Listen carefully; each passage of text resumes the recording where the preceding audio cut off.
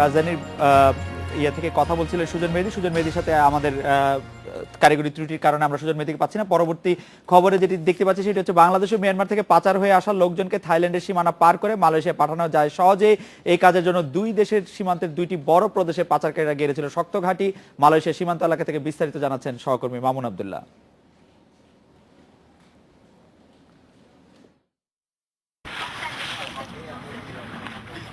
থাইল্যান্ডের সবথেকে দক্ষিণ সীমান্তের সোংক্লা ও সাতুন প্রদেশ আর মালয়েশিয়ার উত্তরের পারলিস ও কেদা সীমান্ত দিয়ে প্রতিদিন আসা যাওয়া করে শত শত মানুষ।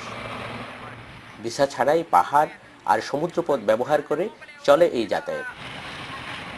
সুযোগটি কাজে লাগাতে এই চার প্রদেশের অঘোষিত নিয়ন্ত্রণ নেই পাচারকারী মাফিয়া চক্র। আমি এখন যেখানে দাঁড়িয়ে আছি এটি থাইল্যান্ডের সর্বদক্ষিণের পাদামবাছার অঞ্চলের তালুক এলাকা। এই এলাকার পাড়াপ্রধান সম্প্রতি পুলিশের অভিযানে গ্রেপ্তার হয়েছেন মানব পাচারের দায়ে। আর আমার পিছনে যে রাস্তাটি আপনারা দেখতে পাচ্ছেন সেটি এখান থেকে ঠিক 5 কিলোমিটার পর্যন্ত চলে গেছে। এরপর আর কোনো রাস্তা নেই, রাস্তাটি মিশে গেছে দুর্গম পাহাড়ের সাথে। আর ওই পাহাড়ের নিয়ন্ত্রণ রয়েছে মূলত মাদক ব্যবসায়ী, অস্ত্র ব্যবসায়ী এবং মানব পাচারকারীদের, যেখানে তারা স্থায়ী ঘাঁটি কেটেছে। এবং এই চক্রের সাথে যোগসাজশ আছে থাইল্যান্ড এবং মালয়েশিয়ার দুই দেশেরই মানুষের, যারা আদম পাচারকে সহযোগিতা করে, মানব পাচারে সহযোগিতা করে এবং অস্ত্র পাচারের কাজে সহায়ক ভূমিকা পালন করে থাকে। এই কারণে পুলিশের নজরদারি এখন এই সড়কটির উপর এবং এই গ্রামটির উপর। দুই সীমান্তে বন জঙ্গলের মধ্যে কিছু ঘরবাড়িও আছে, যাতে বসবাস নিরীহ স্বভাবের মুসলমানদের। ফলে রোহিঙ্গা আর বাংলাদেশের মুসলমানের নাম দিয়ে আসা লোকজনও আশ্রয় পায় সীমান্তের গ্রামগুলোতে। সীমান্তে পাচারকারীদের যাতায়াত স্বীকার করলেও নিজেদের সম্পৃক্ততা অস্বীকার গ্রামবাসী। আমরা দেখি এই পথ দিয়ে পাচারকারীরা যায়, খাবার দাবার লোকজন নিয়ে যায়, কিন্তু এগুলোর সাথে আমরা জড়িত নই, কারণ এটা হারাম কাজ। থাই পাহাড়ে পাচারের জন্য আনা মানুষের 32টি গণকবর আবিষ্কারের পর আন্তর্জাতিক মহলের চাপে এই দুই দেশের সীমান্তের পাচারকারীরা এখন পালিয়ে বেড়াচ্ছে। এই কারণে খুলে যাচ্ছে মানব পাচারের অনেক অজানা রহস্য। Mamun Abdullah, Independent News, Padang Besar, Thailand. যশোরের মনিরামপুর ও ঝিকরগাছা উপজেলার অন্তত 2,500 মানুষের হদিস না পাওয়ার তথ্য পাওয়া যাচ্ছে। এদের সবাই মালয়েশিয়া যেতে রওনা হয়েছিল সাগরপথে। সম্প্রতি নানা ঘটনায় এই মানুষগুলির পরিণতি নিয়ে আতঙ্কিত হয়ে পড়েছে স্বজনেরা।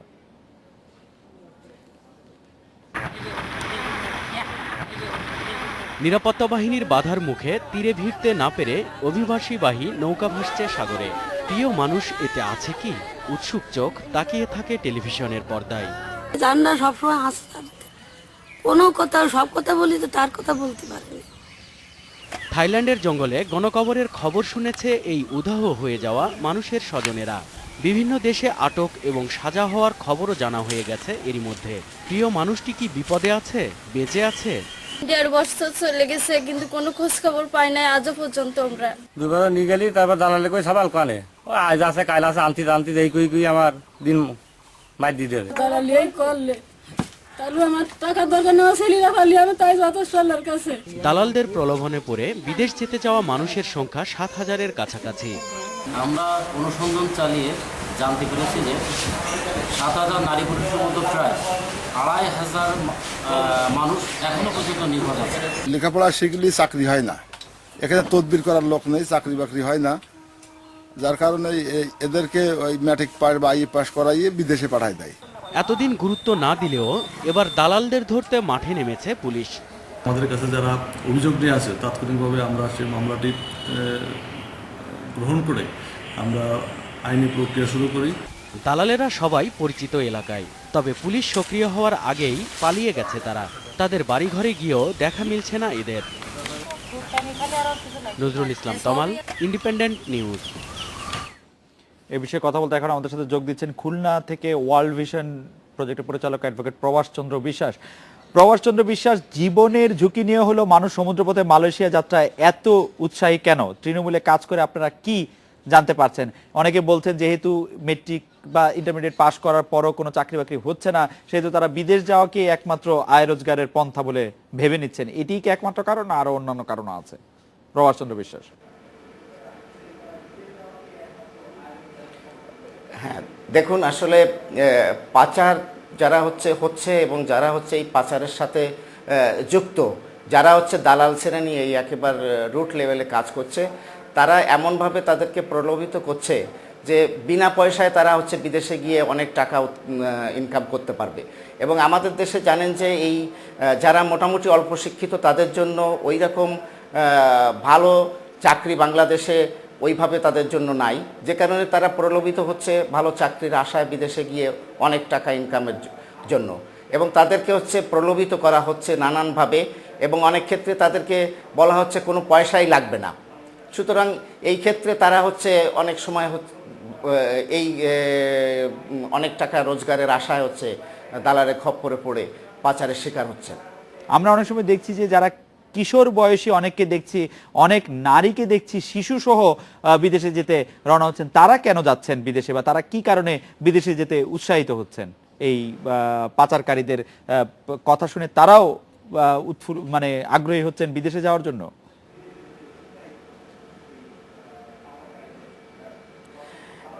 দেখুন, আমার যেটা মনে হয়, আমি ব্যক্তিগতভাবে মনে করি, যেটা মালয়েশিয়ার ক্ষেত্রে আমরা দেখছি, সেক্ষেত্রে অধিকাংশ কিন্তু বাংলাদেশের নাগরিক নয়। অধিকাংশ ক্ষেত্রে যারা শিশু এবং নারীদের নিয়ে যাচ্ছে তাদের মধ্যে অধিকাংশ কিন্তু বার্মার বা ওই রোহিঙ্গা শরণার্থীরা। আর আমাদের দেশ থেকে আমরা যেটা দেখি, এখান থেকে বিশেষভাবে আমাদের এই খুলনা অঞ্চল থেকে অনেকেই কিন্তু ইন্ডিয়াতে কিন্তু শিশুদের এবং নারীদের সাথে নিয়েই ভারতে পাচার হচ্ছে। এবং অনেক ক্ষেত্রে তারা এমনভাবে তাদেরকে প্রলোভিত করা হয় যে ওখানে দেখা যায় যে নারীদের জন্য কাজের কর্মসংস্থানের ব্যবস্থা আছে, পুরুষদের জন্য কর্মসংস্থানের ব্যবস্থা আছে, কিন্তু দেখা যায় যে শিশুদের তারা কোথায় রেখে যাবে, সেই ক্ষেত্রে তারাও অনেক সময় শিশুদেরকে সাথে নিয়ে যাচ্ছে। হ্যাঁ, এবং দেখা যায় যে পরবর্তীতে তারা এই একসাথেই শিশুদের নিয়ে একটা বিপদের মধ্যে পড়ছে। অ্যাডভোকেট প্রভাষচন্দ্র বিশ্বাস, আপনাকে ধন্যবাদ। থাইল্যান্ড থেকে সহকর্মী মামুন আবদুল্লাহ আছেন। মামুন আবদুল্লাহর কাছে জানতে চাইব যে অভিবাসী হতে গিয়ে বিপদে পড়ে বাংলাদেশিদের নিয়ে বিষয়ে সর্বশেষ আপনার কাছে কি তথ্য এই মুহূর্তে আছে? জনাব মামুন আবদুল্লাহ, আপনার প্রশ্নটি আমার কাছে ক্লিয়ার হয়নি, দয়া করে কি আবার একটু বলবেন? মামুন ভাই, অভিবাসী হতে গিয়ে বিপদে পড়া বাংলাদেশিদের আর কোনো তথ্য, সর্বশেষ কোনো তথ্য আপনার কাছে আছে কিনা? নতুন করে কোনো একটি অভিবাসীদের দল কোথাও খোঁজ পাওয়া গেছে কিনা? আপনার অনুসন্ধানে আর কোনো তথ্য আছে কিনা? হ্যালো,